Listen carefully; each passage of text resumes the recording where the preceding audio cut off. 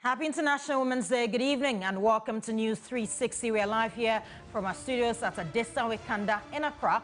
On DSTV, we're live on channel 279 and all our social media platforms on Instagram, Facebook and on X. I'm Judith Brown. And I am Noble Crosby, and up next, the headlines of the stories making rounds this evening. News 360 Headlines is brought to you by Flamingo Paint, Pepsodent Charcoal and Pepsodent Herbal.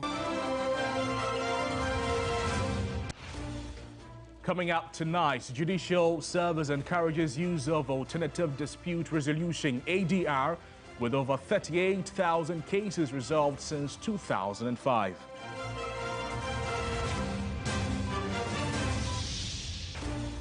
We have details as Vice President Professor Nana Jane Opoku-Agyeman affirms government's commitment to creating opportunities for women to thrive in various sectors.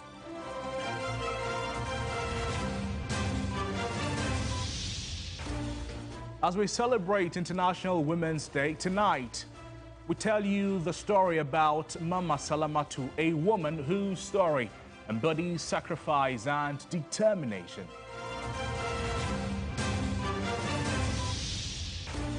On the international front, Doctors Without Borders reports that nearly 100 people have died of cholera in just 2 weeks since the outbreak of the waterborne disease in Sudan's White Nile state.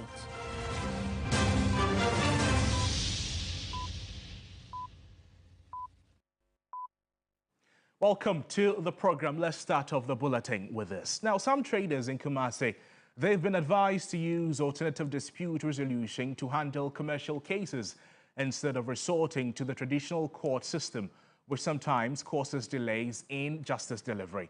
The Judicial Service has sensitized numerous business operators in the Ashanti regional capital. This is a report by William Evans-Inkum.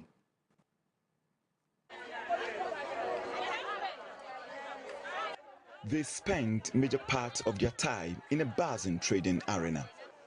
Behind the scenes, some of these traders have been frequenting commercial courts over several matters, most of them business issues. Some of the traders who spoke off camera were oblivious of the use of the Alternative Dispute Resolution, ADR. Ahead of the ADR week, the Judicial Service spent days engaging these traders.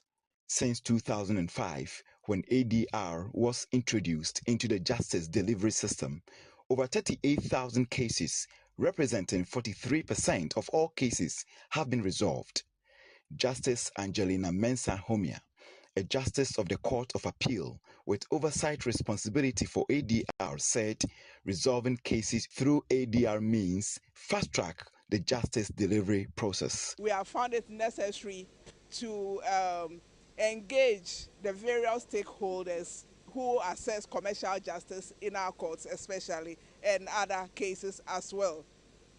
And we found it expedient to do so because of the number of criminal cases before the courts.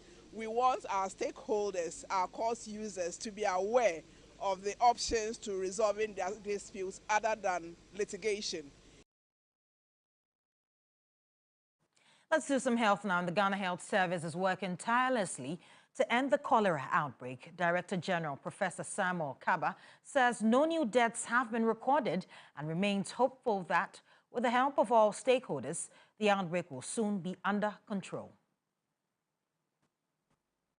We are doing very great when it comes to the cholera because right now for the past 3 weeks we don't have any death. We've been able to get almost 100% because 99%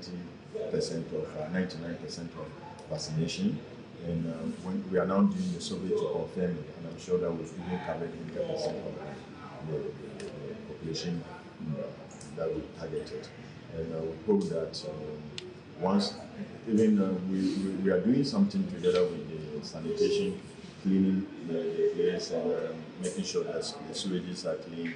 The regional director of Central Region also committed, and he did it, cleaning exercise over the weekend, So all that will help us. We just hope that it's not a one-day thing that the people will get done. And it's very good. And same with meningitis. So far, as you know, we don't have any deaths and we don't have any situation. And the WHO team evaluated us successfully. I'm walking into a meeting with them this morning. Immediately I leave here to get to be debriefed on the whole exercise that happened. And most of the communities were rich and they had the necessary education. Job aids were distributed. They met with our specialists and then our experts who came to support us. And we hope that, and we only did not do that just for a temporary relief, because we do know very well that very soon we'll be going into more outbreaks, especially the meningitis. Now we're going into a different strain which can actually cause a whole lot of challenges to the health system. Well, this was a program that started as a policy on December 1 on the National Health Insurance Scheme by the previous administration following a series of concerns on the cost of dialysis in the country. However, concerns remain about the program's sustainability and the government's commitment to funding it. But how impactful has this program been to the lives of patients? My colleague Sarah Penkro has been finding out.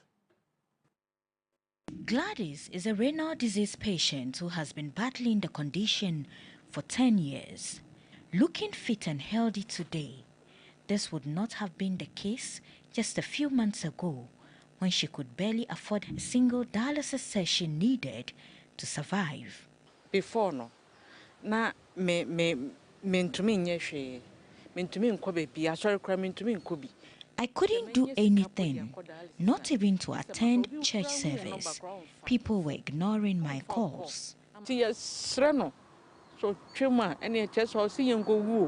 emotional 32-year-old Gladys says she never wants her hopes for a better life shattered again.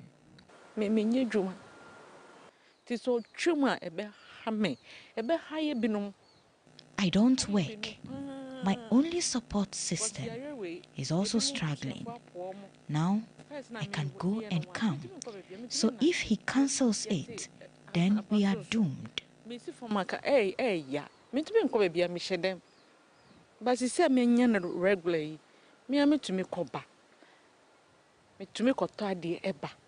Her friend Priscilla, 29, who has also been battling the disease since she was 21, says she has never felt more hopeful since the introduction of the free dialysis policy. Once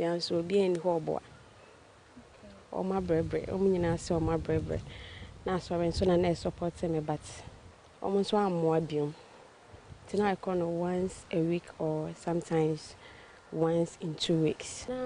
My family is exhausted, so they have stopped supporting. Even my church has also stopped the support. I had no help at all, but now I can do everything on my own. Before I said I made Pierre Bonte, and I said, "My small boy be with you, or no be so no, no di me pee." And I say, "Me crap on my name, the anante. We never any day, and me adum. Me hoye, me nante, me ko baby, me pese me kubiano. Eduane bia me di. Sanya pese me bomb life no, me." Although they continue to receive treatment at various health facilities, both Gladys and Priscilla are mindful of the policy's timelines. I joined the Bilateral so far because I say for just 3 months. And you know, they are dreaming saying after 3 months, no, Fufroya will be or better was one. We are wondering the next step by this current administration. I say, will be trim. The president of the Renal Disease Patients Association emphasizes the profound impact the free dialysis policy has had on the health and well-being of its members. These are human lives, and I can say on authority that since we started the free dialysis, the mortality rate I can say is about 1%. Secondly, when you see the patient, those people that you saw them, big pot belly and those things, it's down. Amount of hospital we can lose about 4 or 5. But now, I can say since we started the free dialysis, I can count as about 2. Right now, our main worry, it's like a rumor mongering that they will cancel it. The thing was supposed to end 28th of February because it was paid for the first quarter. And I think today is 5th, and we are still enjoying it. Nobody has been turned down. As at this morning, my normal checks out from all the hospitals, nobody has been turned down. The hospital are still doing it. Our worry is that if there's something, the government should come out and to let us know. When you don't have the money and you are coming, like it's your time for dialysis to go, and you look at your situation that I need to do this. If I don't do it, I'm dying. And you don't have the means. Just imagine the thoughts that will come into your head. The previous administration made it a priority, allocating 57 million cedis from the 1.9 billion cedi budget for the first quarter of 2025. The allocation was approved by Parliament in January 2025. 20 selected health facilities across the country are implementing the program, with 45 dialysis machines brought in by the previous administration to support the initiative. However, until the government makes an official statement regarding the future of this policy, many individuals like Gladys and Prisla remain skeptical about what lies ahead. Sarah Apenkro, TV3 News, Accra. Now, the Minister for Gender, Children and Social Protection, Dr. Agnes Namomulati, says women cannot be left behind as more women break barriers, challenge the status quo and create their own paths to success. She spoke at an empowerment walk organized by the Gender Ministry to commemorate the 2025 International Women's Day. With placards that call for equal opportunities, empowering girls, no more violence and accelerating action, women's groups and non-governmental organizations embarked on a walk from the Kwame Nkrumah Circle to the new office complex of the Gender Ministry. The empowerment walk was to advocate for gender equality, recognize women who continue to break barriers in all sectors while inspiring the younger generation. The UNFPA country representative in Ghana, Dr. Wilfred Okan, noted that for too long, women and girls have faced systemic barriers, and this narrative should change by prioritizing empowerment. I would also like to appreciate the new direction of the President, His Excellency John Mahama, on gender equality and women empowerment, from walking the talk by appointing the first female Vice President in Ghana and the whole of West Africa. According to the chairperson of the African Women Leaders Network, Ghana chapter, Dr. Charity Binka, institutions and non-governmental organizations should create opportunities for women to lead and drive change in communities and industries. This work is not just symbolic. It represents a legacy of African women leading change, from the market women who built our local economies to the pioneering women in politics. The Minister for Gender, Children and Social Protection, Dr. Agnes Namomulati, acknowledged women's contribution to socio-economic, cultural and political sectors of the economy. We as women, in our quest for excellence, need not to be overly critical of ourselves, such that we lose hope. We need to work together to amplify our voices and ensure that in all spheres, the voices of women and our issues are well represented and articulated. Ultimate objective of International Women's Day is to strengthen collaborations to advance gender equality and raise awareness about discrimination. Ikuya Ufriwa Dako, TV3 News, Accra. As the world celebrates International Women's Day, we turn our focus to an extraordinary woman whose story embodies resilience, sacrifice, and determination. Asha Yakubu Khalid brings the story of Mama Salamatu, a mother of 6 who turned a small tabletop business outside the Kalkudi public toilet area in Accra into the foundation for her children's success, all thanks to an unwavering dedication. This small spot near the Kalkudi public toilet may not look promising, but for Salamatu, it was more than just a place of business. It was her office, her livelihood, and her beacon of hope. With nothing but a tabletop business and sheer determination, she fought tirelessly to provide for her children, ensuring they had a future far brighter than the one she knew. I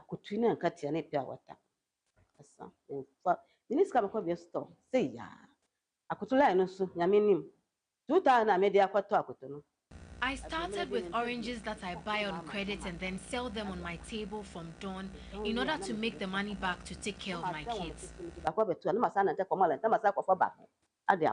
For over 3 decades, Mamina, as she is affectionately called, started her day before sunrise. She set up her table selling simple items like granuts, oranges, gari and sugar, whether rain or shine, without certainty of daily sales. Through every hardship, she remained focused on one goal, her children's education.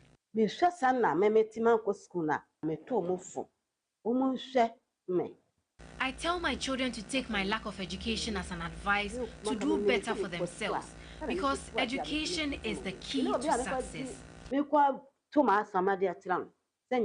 At 57, Salamatu looks back with pride, knowing her sacrifices have not been in vain. Her children, once struggling to make ends meet, now serve their communities in various professions.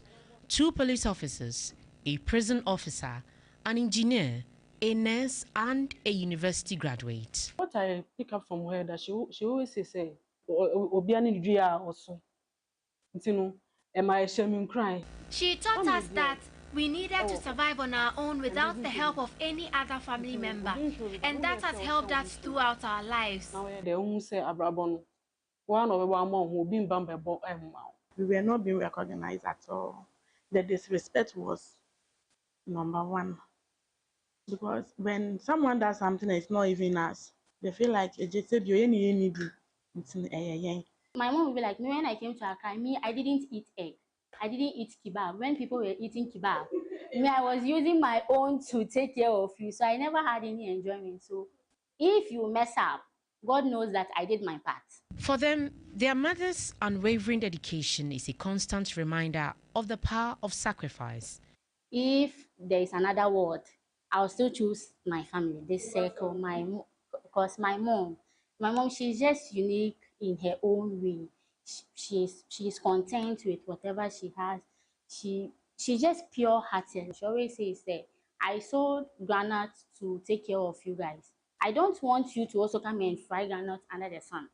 So you should also do better. Despite never stepping foot in a classroom herself, Salamatu understands the value of education. She believes that had she been educated, her journey might have been easier. Her message to mothers is simple: be content, stay focused, and not be swayed by societal pressures. Wow, yeah, mammy, I want to them out and see obi asam and see and shah. As a mother, do not be listening to people who know nothing about your life, and try not to tell everyone your problem. On the occasion of International Women's Day, we celebrate women like Salamatu, women whose love, sacrifice, and perseverance have shaped generations. From a small tabletop business at Kaokudi to raising professionals, her story is proof that no struggle is too great when driven by a mother's love. Aisha Yakubu Khalid, TV3 News. Now, the story of these young women serves as a powerful reminder of the importance of promoting gender equality and empowering women. Despite facing challenges and skepticism from some members of society, female head porters, popularly called Kayaye, are determined to succeed and provide for their families. A report by Erica Crunchy. In major markets across the country, one often comes across female head porters, locally called Kayaye. They are found at vantage points across major markets, waiting for clients. In some cases, they walk up to traders to ask if they need their services. These head porters assist in carrying goods for traders in exchange for a fee. Most of these women come from the northern part of the country, where economic opportunities are limited. They travel down south to engage in Kayaye business in order to earn an income. In search of better livelihoods, they migrate to cities such as Accra, Kumasi and Takrady to engage in head porter work. Their work is physically demanding and the pay is minimal, often only enough to cover their daily needs. We came across Madina, a head porter at the Makula markets in Accra. She told the news team that she earns very little from the work, despite it being physically demanding and stressful. I carry heavy items over a long distance and I receive just 5 cedis. It is very disturbing and will accept any help. Her sister also spoke about their difficult living conditions and expressed their desire for the government to come to their aid. I travel from the north to make ends meet here, yet I sleep outside. I get about 30 cedis a day. I buy food and clothes from this money, and I still have to send money home. The rise of female head porters is not only challenging traditional gender norms, but also reshaping societal perceptions of female roles. Despite their crucial contributions to the economy, the KIA face significant challenges, both in terms of working conditions and their societal and the societal perceptions surrounding their work. Over the years, some efforts have been made to provide them with skills to earn a living. Empowering KIA requires not only improving their working conditions, but also providing access to education and skills to enable them break free from the cycle of inequality. Well, rising through the ranks with unwavering resolve, Ghanaian naval officer Commodore Faustina Boachiwa now serves as the Deputy Chief of Staff Officer for Policy and Plans. Rama Smith has more on this remarkable naval officer as we celebrate International Women's Day. For decades after the Ghana Naval Command, now the Ghana Navy was founded to safeguard the country's maritime territories, uphold national security, and protect its coastal interests in 1957. It remained exclusively male-dominated until one pioneering woman shattered this glass ceiling and challenged traditional norms. Meet Commodore Faustina Boachiwa Boachi, who made history in 1996 as the Ghana Navy's first female officer. She achieved this milestone after her tertiary education. Her trailblazing journey not only redefined gender norms within the force, but also paved the way for future generations of women in Ghana's military. As a young graduate, I wanted to delve into an area where not many women have dared. So as to help open that avenue for more women to join. I actually didn't know that there were no females in the Navy until I joined. And then at my interview, I got to know that there were no females or there were no women in the Navy. So I was asked at the interview, do you know that we don't have females in the Navy? I said, no. They said, okay, so if you go through this interview, you are going to be the first person. I said, oh, wow. Are you ready for the challenge? I said, yes. If I sail through, why not? Then they asked me whether I would sail through the interview. I said, yes, I was confident that I would sail through. And then finally I sailed through. I was the only person taken at the time. Today, Commodore Boachi is the Deputy Chief of Staff Officer for Policy and Plans, a position that requires strategic thinking and leadership skills. She is concerned about the lack of public awareness regarding the work of the Navy. Because we don't operate at the clear view of the populace, they don't see the contributions that we make to national development. But we should know that about 90% of our imports and exports are by the sea. And we have to secure the sea lines of communication, make it safe for cargo throughputs. But because people don't see, so they don't see how valuable the Navy is. As the inaugural female commanding officer of the Ghana Navy Supply Base in Takoradi, she's calling for more efforts to help realize the supply base's full potential and elevate it to its envisioned stature. This is the supply base of the Navy. Our ship equipment, our logistics equipment are all kept here. And it's important that it's well secured and then well stored, so that they don't deteriorate, especially as we are so close to the sea. So yes, a lot have been done, but we still have more to do in this base to bring it to the proper status that we are all looking forward to one day. Meanwhile, she has urged young women to embrace life's challenges. I will encourage young women to take up any challenge that comes to mind. Look, you can do anything provided you put your mind to it. It's just determination and a mindset. There's nothing that anybody cannot do. I always say that the right person for the right job, irrespective of gender. Can the person do it? Has he got what it takes to do it? Once you have what it takes to do it, the sky is the limit. And now there's no job for a man or a woman. Now it's a mindset. Commodore Anochibwachi's legacy extends beyond her own achievement. She has inspired a new generation of women to pursue careers in the military and other male-dominated fields. As we celebrate International Women's Day, Commodore Faustina Bwachiwa Anochibwachi's story is a powerful reminder that with hard work, determination, and perseverance, anything is possible. Irama Smith, TV3 News, Takoradi. You're still watching News 360 live here on TV3. Let's do some more stories now. And the private legal practitioner Martin Pebu says he will be willing to legally represent the former Deputy Executive Director of the National Service Authority, Gift Owari, if the National Intelligence Bureau violates her rights. Now, the National Intelligence Bureau, NIB, picked up Gift Owari on Friday, March 7, for her alleged role in the Ghost Names scandal. Finally. I hear Gift Owari has been arrested. We want to remind the NIB that 48 hours is 48 hours. Because today is Saturday, tomorrow Sunday. The Supreme Court has been very clear.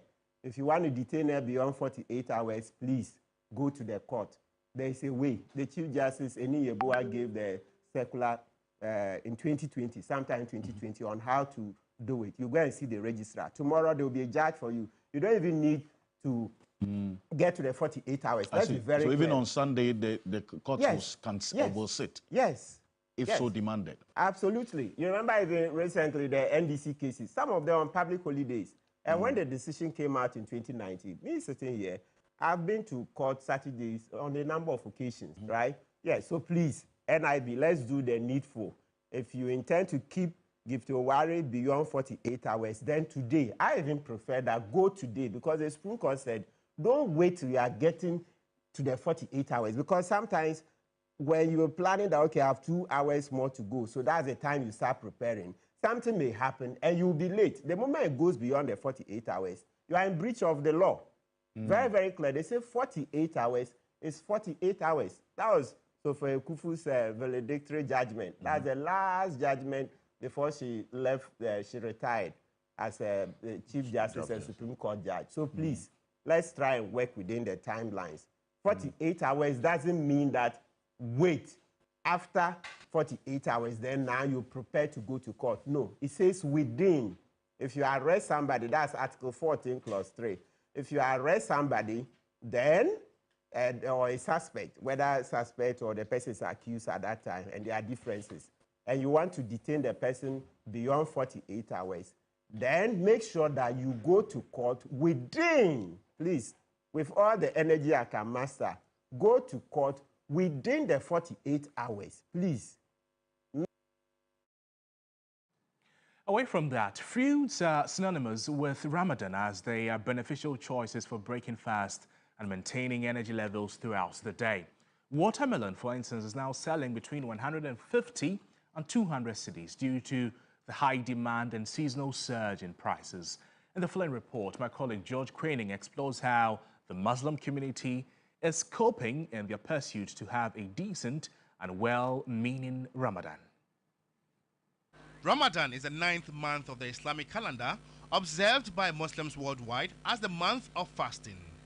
The annual observance of Ramadan is regarded as one of the 5 pillars of Islam and lasts 29 to 30 days from the sighting of the crescent moon to the next. We are at one of the busiest Zongo communities, Nima, and gauging the Ramadan here is not out of place. And so we want to know how the Muslim community is coping in this season. During Ramadan, fruits like dates, apples, bananas, oranges and watermelons are popular in high demand, offering essential nutrients and hydration. You can spot a food vendor almost at every corner here in Nima. It is safe to say that it is a month to cash in, but it's also easier to make losses, as described by Hawa Ibrahim, who has been selling fruit for the past 25 years. Her daughter Rabi, who supports her sometimes, was 2 years old when she started the trade. Watermelon is the most sought after fruit and is currently selling between 150 and 200 cedis. Known for its high water content, watermelon is a refreshing and hydrating choice, especially during the hot Ramadan month. Price in the cost through. I said to watermelon about 200, 150. To me, 20 cedi, 15. The prices have gone up. Watermelon is selling at 200 cedis and 180 cedis.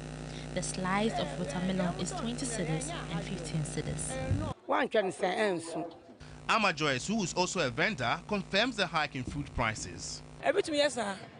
Everything, just Ramadan, yeah. Obviously, yeah. Now some only sell fruits during Ramadan. Others also do same and make losses. You have to be very strategic in this period. Like the adage goes, make hay while the sun shines. And so this is an opportunity for you in the month of Ramadan. So you can venture into the sale of fruits to make some few cash for yourself. The prices of dates, mangoes, bananas, oranges and apples have also shot up.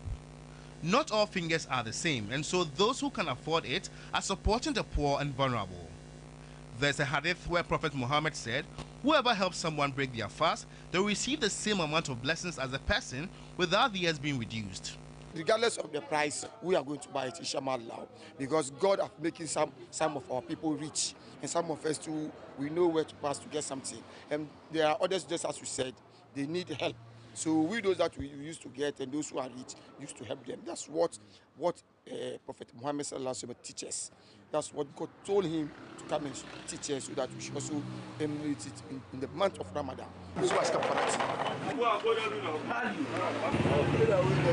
Everything you see here has been sponsored.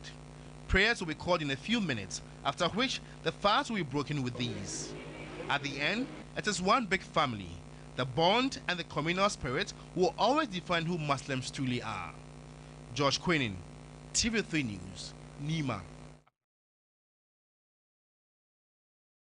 Interesting report by George Zeba. Stay in Nima, because in a world where religious and cultural differences often create division, Nima is embracing religious diversity.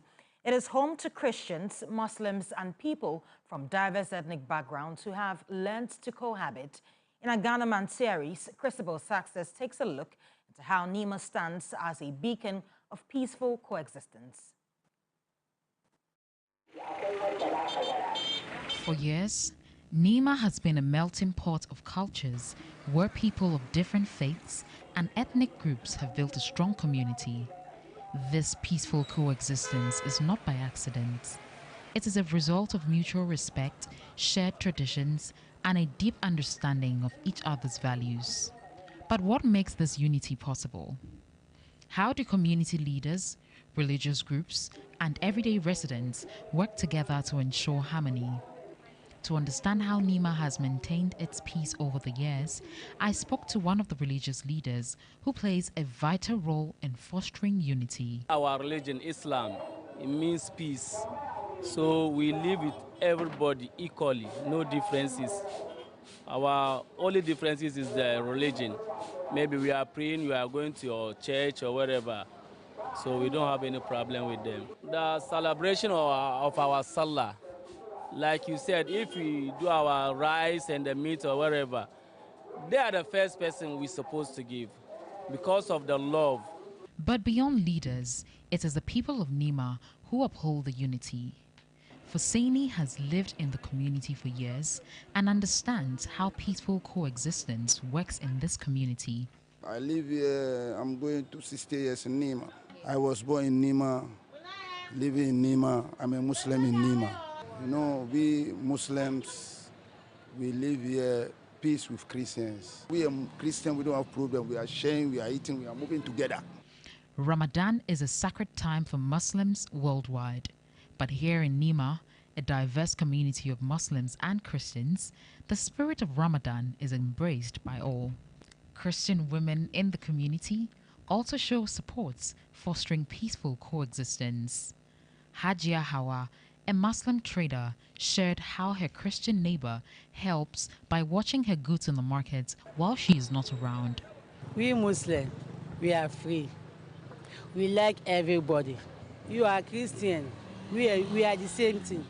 Florence Opari, a Christian trader, tells me she's mindful of her Muslim friends and tries not to irritate them. She tells me she even helps and attends Muslim celebrations each time she's invited. You know them, they know you. You know their religion, they know your religion. You know what they want, they know what you want. You know what they hate. So you don't go to that side, you see. You don't provoke the person with the religion or whatever. So you just live nicely together. You see, I deal with money, so I can't leave my money with somebody. But they say, when I know the prices of their things, I turn to the customer for them. Sometimes we have our differences, but it's just a short while. We come together again. In many communities, places of worship and meetings often define religious boundaries. But here at CDR in Nima, there are no divisions. Muslims, Christians, and people of all faiths share this space seamlessly. It's a rare example of true unity, where religion is not what separates people, but what brings them together. Whether Muslim, Christian, or from another faith, this place welcomes everyone without distinction. Revenue collector for Ayawaso East, Sarah Aqua, tells me there are no barriers, but people peacefully coexisting. At CDR, religion is not a dividing line, but a shared experience. Nima's story is proof that unity is possible when mutual understanding and respect leads the way. As Ghana celebrates its Heritage Month, this community reminds us that peaceful coexistence is not just an ideal, it is a reality that can be lived every day. Christabel Success Trevor, reporting for TV3 News, Nima. Well, talking about peaceful coexistence, the transitional president of Mali, Army General Assimi Goïta, has met with his Ghanaian counterpart, President John Dramani Mahama, during a working and friendship visit to Mali. President Mahama's plane touched down at 11:15 at the Modibo Keita Senu International Airport. Upon arrival, John Dramani Mahama was received by General Assimi Goïta. The agenda for this bilateral meeting includes a one-on-one discussion between the two heads of state, followed by an expanded working session with their respective delegations. Now, several topics of common interest will be addressed during the exchanges, including strengthening bilateral relations, security and economic cooperation, as well as regional issues related to the Confederation of Sahel States. President of the Transition, President Goïta, for the warm welcome we've received since we arrived here. As a brotherly country, everybody knows the historical relations that have existed between Ghana and Mali since the period of our first presidents, Modibo Keita and Dr. Kwame Nkrumah. Ghana and Mali have had a very close relationship. And so I came on a friendly visit, and also to thank President Goïta for allowing Prime Minister Mega to visit Ghana when I was being inaugurated as president. That was a good sign. It was appreciated by the people of Ghana. And so I came to say thank you. Also took the opportunity to discuss issues of bilateral cooperation and trade and economic cooperation between our two countries. We know that for a very long time, our countries trade amongst each other. Our people travel freely amongst each other. There's a big Malian population living in Ghana. They are involved in business. They are settled peacefully in Ghana. They're actually citizens of both Ghana and Mali. And so we had the opportunity to discuss how we can make our economic relations even stronger. We also have a transit corridor. A lot of long-distance drivers, both Malian and Ghanaians, convey goods from our ports to Mali and transport goods from Mali back to our port for export. And so we discussed how we can remove the challenges. Now, the Eastern Regional Fire Commander, ACFO Timothy Osafo-Fum, says proactiveness and heightened awareness can reduce fire incidents by over 70% across the country. Now, he spoke on the sidelines of a fire awareness exercise in Koforidua. The first quarter of this year has already witnessed a worrying number of fire incidents across the country, a worrying trend that highlights the need for greater fire safety awareness and prevention measures. The Eastern Regional Fire Commander, ACFO Timothy Osafo-Fum, says more than 70% of fire outbreaks in the country are preventable through proper handling of fire hazards and devices that can spark flame. Fires that we have in this country, about 70% are preventable. And those 70% are the ones that we are fighting hard to create the necessary awareness so that we don't experience such fires. He urged the public fires. to be conscious of the potential devastation that fires can cause, stressing the importance of vigilance to protect lives and property. What we call market post. And so what is happening is that we are beefing up the numbers there. So every day and in the night, they will be around checking that the right things are done so that we don't experience market fires in this region. Away from that, the Vice President, Professor Jainano Pokwajiman, says strengthening Ghana's legal system is a priority to ease access to justice and guarantee advancement to girls and women. She made these remarks at the 2025 Women's Dialogue in commemoration of the International Women's Day. The fight for equal representation was re-echoed as women from diverse backgrounds shared their stories of hope, resilience, and tenacity.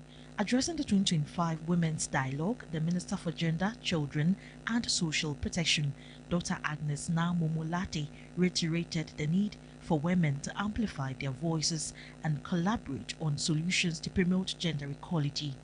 Our collective goal is to ensure that women not only have equal rights, but are fully empowered to shape our destinies and contribute meaningfully to every sector of society.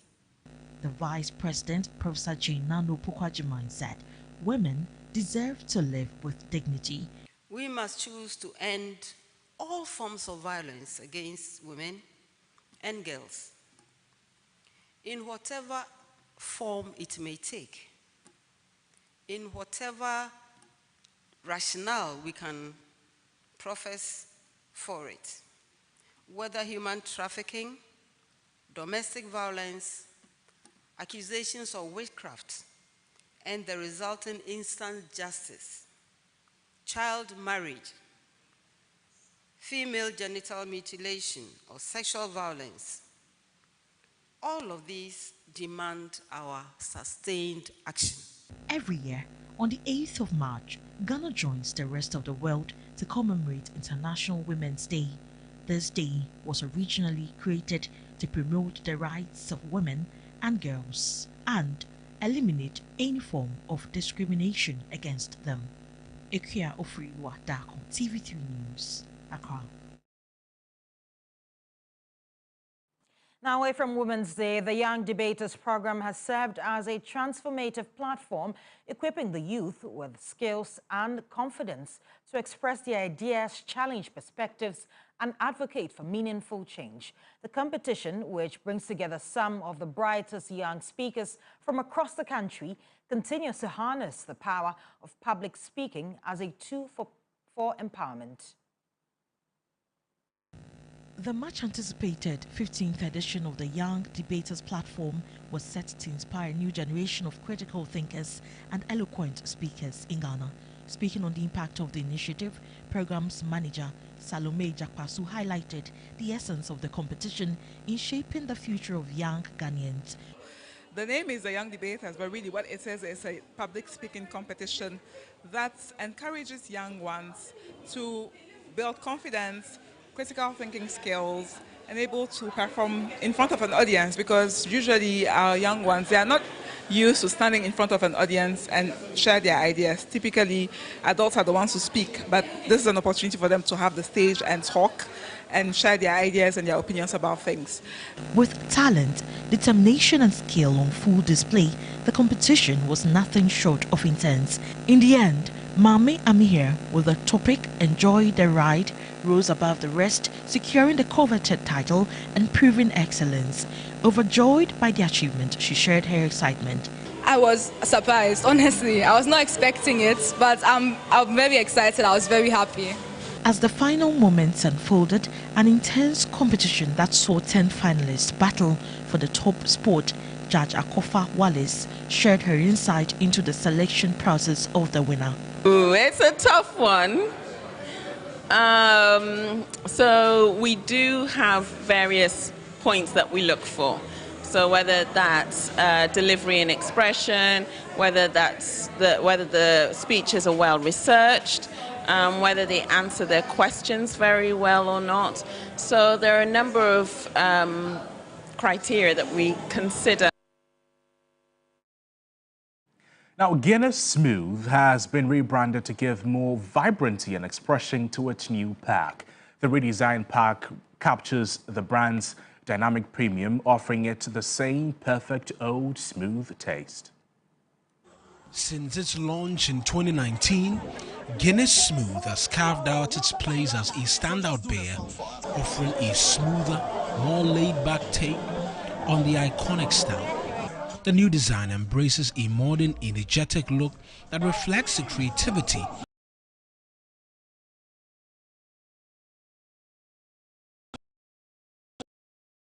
vibrancy and sense of togetherness of the individuals who patronize it.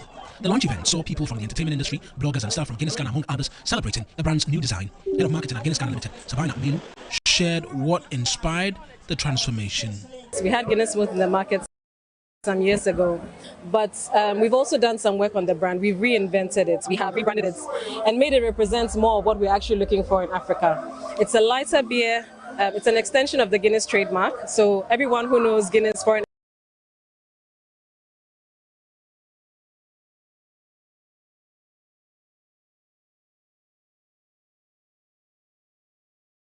extra stouts, which we call Guinness FES. The Guinness that everyone knows is very popular. It's a brand. It's a brand that Ghanaians love. We know that. But we have consumers who are looking for something more, something different, something lighter, something smoother. It's just a fresh, vibrant liquid that we expect will resonate with our consumers, and we expect that they'll really love it and enjoy it. She said the new look is vibrant and reflects the people who enjoy the stout. The Guinness brand will continue to be vibrant, will continue to be bold.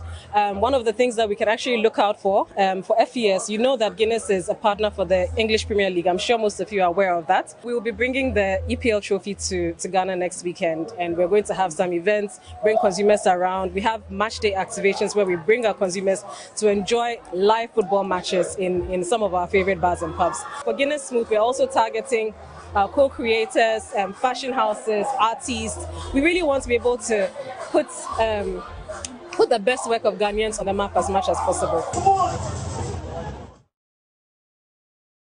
This is still News 360 live from our studios here, number 35, John Hammond Street in the crowd. Going for a quick break. When we come back, we'll bring you more stars. But first, will be sports. Stay with us.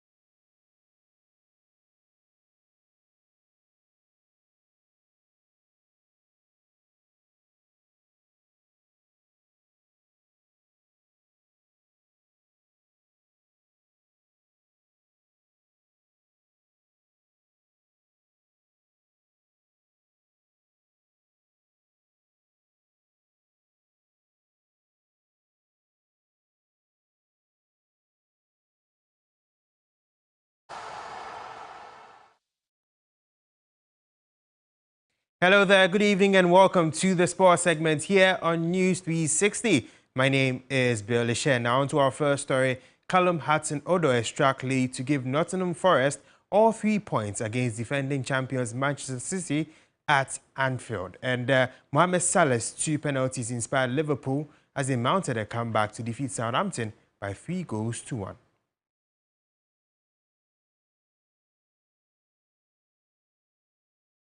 Trying to open City up. And he went himself and scores. Van Dijk, small board! Chooses the outside channel. It is! 1 goals this season. Incoming. A penalty beyond the reach of the goalkeeper.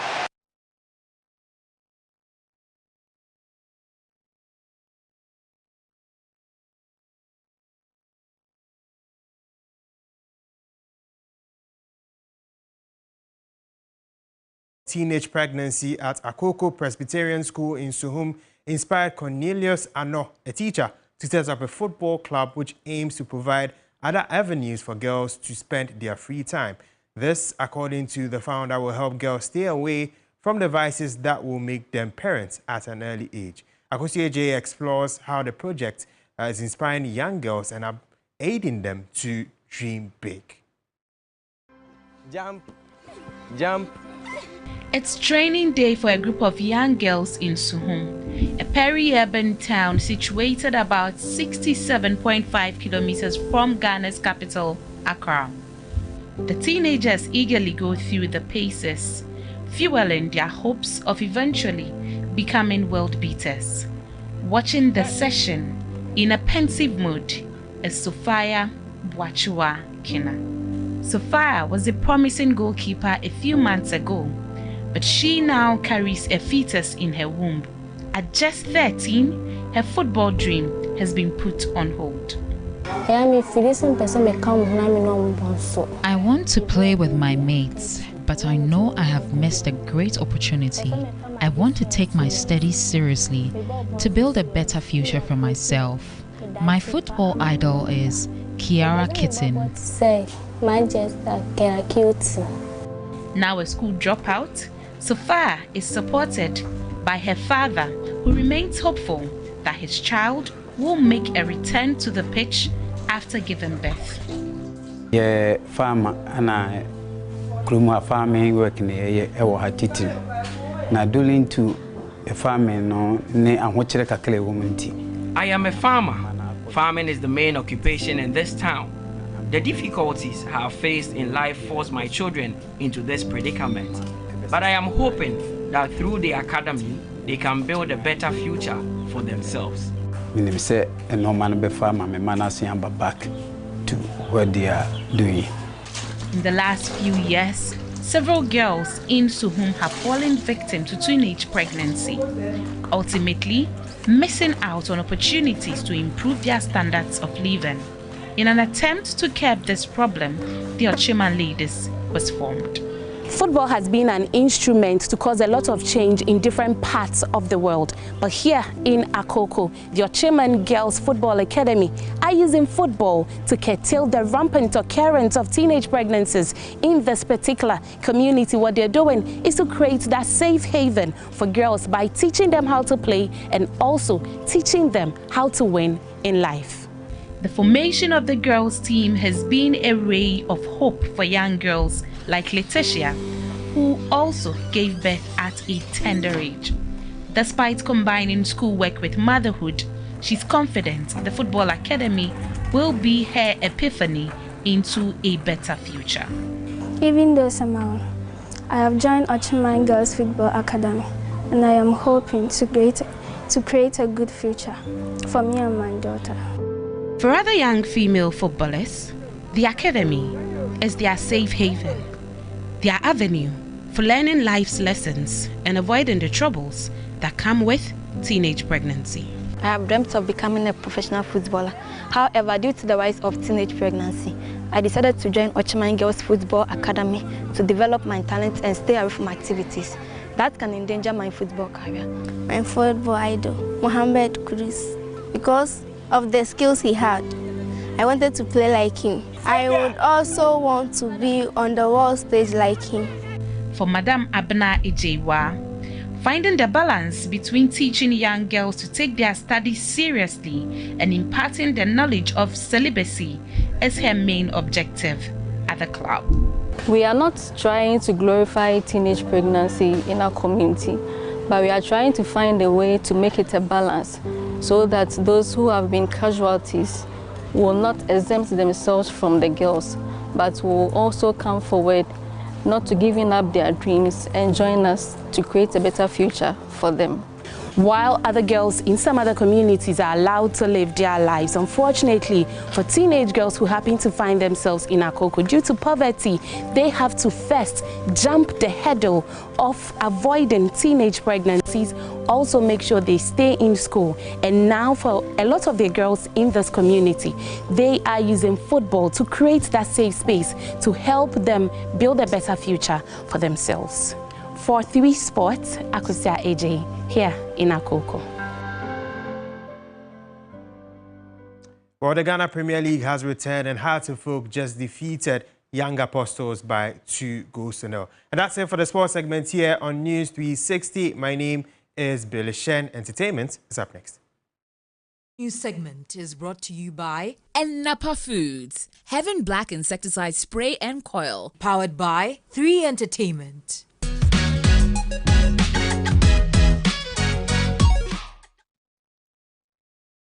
Let's do some entertainment now. Renowned Ghanaian filmmaker Shirley Frimpong-Manso has urged the government to invest in setting up cinemas across the country to enhance the creative arts sector. Now, the celebrated producer is positive that taking movies to cinemas across the country will create employment, boost the economy, and make it easier for filmmakers to plow back to their production costs. The forefront of filmmaking before Nigeria started. Nigeria has taken over completely. Nigeria has got about 80 cinemas. There's a female producer in Nigeria, Funke. She actually made $1 million in the cinemas. Netflix and other major streaming platforms have in recent years presented the golden opportunity for Ghanaian filmmakers to get their works easily to a global stage and audiences. Acclaimed Ghanaian filmmaker Shirley Frimpong-Manso is of the view that inasmuch as such platforms are great for showcasing African content globally, it is crucial to build local capacity and infrastructure. The two-of-a-kind producer wants government and stakeholders to partner and set up cinemas across the country to enable filmmakers reach wider audiences and win the local markets. Cinema is everything. We know the streaming platforms have come. You know, we have the Showmaxes and we have the Netflixes and stuff, which is all good. It adds to the distribution because after you've shown in cinemas, then obviously you can go to these places or even you can do an original and show. My point is that we need to be able to cultivate that culture, that cinema-going culture for Ghanaians. The Perfect Picture producer proposed that existing town halls across the country be converted to cinemas. A lot of people think that we need to build these cinemas. We don't. We do have town halls across the country. And we have said before that these town halls can be mini cinemas. Imagine if this movie is opening across the country, 260 town halls, you know, made into cinemas. It really comes down to some projectors, it comes down to some nice chairs, it comes down to insulating the walls a bit and stuff like that. We're not looking at state of the art yet. We need to start something. And what we're asking is we start. If a filmmaker could make even 5,000 across the country, over 260 town halls, imagine that what that would do. It will create employment, it will boost the economy. Well, that's our package for you this evening. Thank you so much for watching News 360. My name is Noble Crosby-Annan. And I am Judith Brown. Join us same time tomorrow. Bye-bye.